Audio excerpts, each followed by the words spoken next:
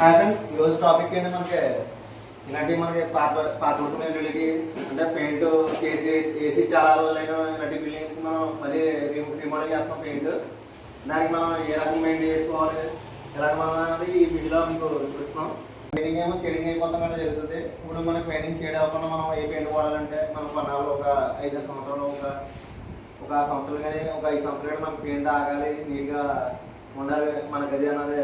ఎలా అంటే ఏ రకం పెయింట్ వేసుకోవాలంటే మనకి టాప్లో ఏషియన్ పెయింట్లోనే మనకి టాప్లో షేన్ అండి.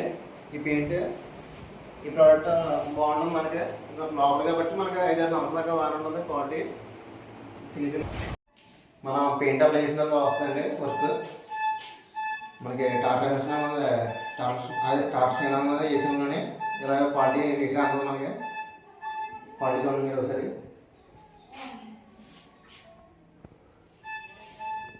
షైనింగ్ గట్రా బాగుంటుంది ఫినిషింగ్ అని. మనకి రూమ్కి వచ్చి ఒక 5 నుంచి 6 లీటర్లు పడుతుంది మనం చెట్లుగా వేసుకుంటే. పెయింట్ కూడా బాగుంటుంది మనకి 5 సంవత్సరాల దాకా గ్యారంటీ. చూడండి